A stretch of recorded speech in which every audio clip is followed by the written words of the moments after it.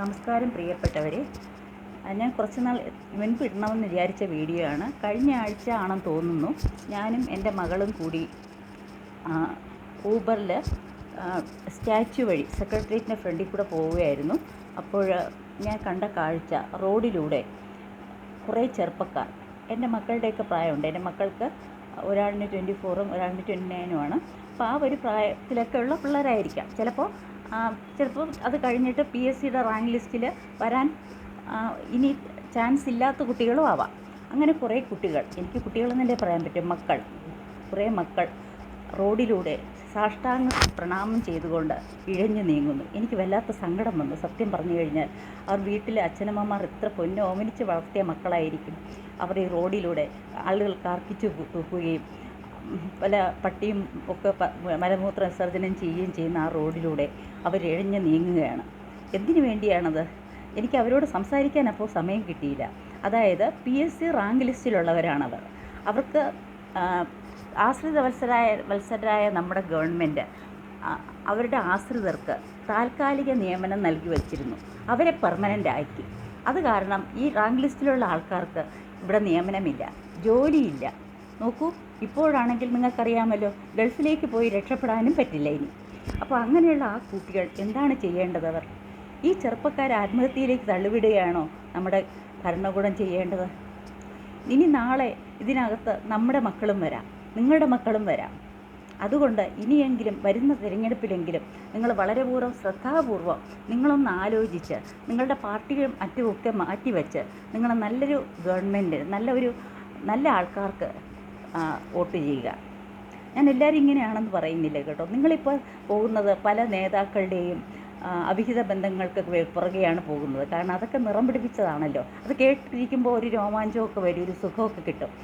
അതിനൊക്കെ പുറകെയാണ് നിങ്ങൾ പോകുന്നത്. അത്തരം വാർത്തകൾക്ക് പുറകെയാണ് പോകുന്നത്. അതൊന്നും നമ്മൾ അറിയേണ്ട കാര്യമില്ല. അതൊക്കെ അവരുടെ വ്യക്തിപരമായിട്ടുള്ള കാര്യങ്ങളാണ്. അതിന് പുറകെയല്ല പോകേണ്ടത്. നമുക്ക് വേണ്ടി എന്ത് ചെയ്യുന്നു, നമ്മുടെ ഗവൺമെൻറ് നമുക്ക് വേണ്ടി എന്ത് ചെയ്യുന്നു, കേന്ദ്ര പദ്ധതിയിൽ ഉള്ള ആനുകൂല്യങ്ങളൊക്കെ നമുക്ക് കിട്ടുന്നുണ്ടോ, ഇതൊക്കെ നമ്മൾ അറിയണം. ഞാനിവിടെ തിരുവനന്തപുരത്ത് തന്നെ എൻ്റെ മകൻ്റെ ഒരു ആവശ്യത്തിന് വേണ്ടി ഞാൻ പോയപ്പോൾ ഞാനിവിടെ ഒരു നല്ല MLA കണ്ടു കേട്ടോ. LDFിലുള്ള MLA ആണ് പ്രശാന്ത് MLA.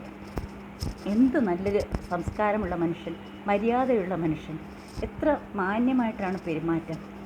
അദ്ദേഹം ന്യായമായ കാര്യമായതുകൊണ്ട് അതിനുവേണ്ടി അദ്ദേഹം സംസാരിച്ചു. എനിക്ക് അത്തരം ആൾക്കാരെ വേണം നിങ്ങൾ തിരഞ്ഞെടുക്കാൻ. ഇല്ലാതെ പാർട്ടി നോക്കിയോ ഇല്ലെങ്കിൽ ആരാണ് നിങ്ങൾക്ക് വേണ്ടി. പാർട്ടി നോക്കണം, കാരണം നമുക്ക് വേണ്ടി ചെയ്യുന്നവരായിരിക്കണമല്ലോ.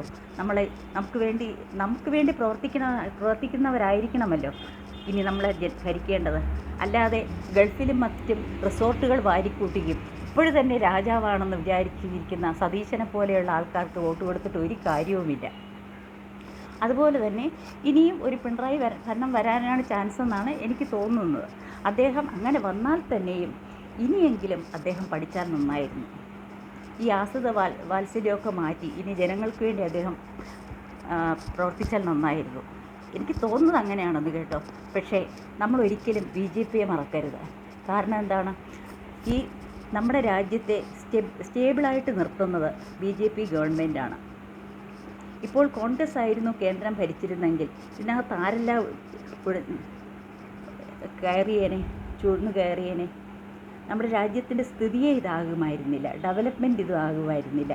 ഇപ്പോഴും ദാരിദ്ര്യ രാജ്യം എന്ന പേരിൽ നമ്മൾ അറിയപ്പെട്ടനെ. അത് മാറ്റിയെടുത്തതും നമ്മുടെ രാജ്യത്തിന് ലോകരാജ്യങ്ങളുടെ മുന്നിൽ തലയുയർത്തി നിൽക്കാൻ കെൽപ്പുണ്ടാക്കിയതും BJPയാണ്. ആ കാര്യത്തിൽ ഞാൻ BJPക്കൊപ്പം തന്നെയാണ്. എന്നാൽ അത് പറയുമ്പോഴും നല്ല നേതാക്കളെ നമ്മൾ കണ്ടില്ല എന്ന് നടിക്കരുത്. കോൺഗ്രസിൽ നല്ല നേതാക്കളുണ്ട്, അതുപോലെ തന്നെ കമ്മ്യൂണിസ്റ്റ് പാർട്ടിയിലും നല്ല നേതാക്കളുണ്ട്. അവരെയും നമ്മൾ മറക്കരുത്. കാരണം ഞാൻ ഈ പറഞ്ഞ MLAയുടെ സ്വഭാവം ഞാൻ പറഞ്ഞല്ലോ, എനിക്ക് തന്നെ ബഹുമാനം തോന്നി. എൻ്റെ അനിയൻ്റെ പ്രായമേ ഉള്ളൂ, എങ്കിൽ പോലും എണീറ്റ് തൊഴാനായിട്ട് ഒരിക്കൽ തോന്നി. അങ്ങനെയുള്ള പ്രവർത്തിക്കുന്ന ആൾക്കാരുമുണ്ട്. അതുപോലെ തന്നെ നമ്മുടെ രാജീവ് ചന്ദ്രശേഖർ നല്ലൊരു നേതാവാണ്. ശ്രീലേഖ ചേച്ചി നല്ലൊരു നേതാവാണ്. അവരൊരു ബ്യൂറോക്രാറ്റ് എന്നൊക്കെ വിളിച്ച് നിങ്ങൾ കളിയാക്കേണ്ട ആവശ്യമില്ല. അവർക്ക് താഴെ ജനങ്ങൾക്കിടയിൽ ഇറങ്ങി വന്ന് ജനങ്ങളുമായിട്ട് സംവേദിച്ച് ജനങ്ങളിൽ ഒരാളായിട്ട് മാറാൻ അവർക്ക് കഴിയും. പിന്നെ നമ്മുടെ ശശി തരൂർ, അദ്ദേഹം ഒരു സ്കോളറും പണ്ഡിതനും എഴുത്തുകാരനും അദ്ദേഹം ഒരു അന്താരാഷ്ട്ര തലത്തിൽ അറിയപ്പെടേണ്ട ആളുമാണ്. പക്ഷേ കോൺഗ്രസ് ഒരു കാലത്ത് ഇനി വന്നു എന്നിരിക്കട്ടെ, കേരള മുഖ്യമന്ത്രിയാകാൻ കോൺഗ്രസ് ആണ് വരുന്നതെങ്കിൽ ഏറ്റവും നല്ല ആൾ നമ്മുടെ ശശി തരൂർ തന്നെയായിരിക്കും. പിന്നെ ഇതൊക്കെ പറഞ്ഞാലും നിങ്ങൾ ഒരു കാര്യം ഓർക്കുക, നിങ്ങൾക്ക് എല്ലാ ആനുകൂല്യങ്ങളും കിട്ടുന്നുണ്ടോ? നിങ്ങളൊന്ന് ആലോചിച്ച് നോക്കൂ. നിങ്ങൾ ഈ ഇവിടെ കാണുന്ന യൂട്യൂബുകളിലല്ല നിങ്ങൾ നോക്കേണ്ടത് ഓൾ ഇന്ത്യ ഇൻ്റർനാഷണൽ ലെവലിലുള്ള പത്രങ്ങൾ നോക്കൂ. യുദ്ധങ്ങളുടെ വാർത്തകളും മറ്റുമൊക്കെ നിങ്ങൾക്ക് തീർച്ചയായിട്ടും കിട്ടും. അവിടെ എന്താണ് നടക്കുന്നത്, നമ്മുടെ രാജ്യത്തിൻ്റെ നിലനിൽപ്പ് എങ്ങനെയാണ്, നമ്മുടെ രാജ്യത്തിൻ്റെ വിലയിരുത്തൽ എങ്ങനെയാണ്, നമ്മുടെ രാജ്യം ഏത് വശം കൈക്കൊള്ളുന്നു എന്നുള്ളതൊക്കെ നമുക്ക് തിരിച്ചറിയാൻ പറ്റും. എല്ലാം കൂടി കൂട്ടി വായിച്ച് വേണം നിങ്ങൾ വോട്ട് അടുത്ത വരുന്നുണ്ട്, ഇലക്ഷൻ വരുന്നുണ്ട്, അതിന് വോട്ട് നൽകാൻ. ഇതെനിക്ക് സങ്കടമുള്ളൊരു കാര്യമായതുകൊണ്ടാണ് ആ കാര്യം നിങ്ങളോട് പറഞ്ഞത്. ഞാൻ അവിടെ വെച്ച് വീഡിയോ എടുക്കണമെന്ന് എനിക്കുണ്ടായിരുന്നു, പക്ഷെ അന്നത്തെ ആ സന്ദർഭത്തിൽ അത് പറ്റിയില്ല. അതിപ്പോഴാണ് പറ്റിയത്, ക്ഷമിക്കുക. ഇനി എപ്പോഴെങ്കിലുമൊക്കെ ഞാൻ നിങ്ങളുടെ ആ തിരുവനന്തപുരത്തിൻ്റെ ആ ഭാഗങ്ങളൊക്കെ നിങ്ങൾ കാണിച്ചു തരുന്നുണ്ട്.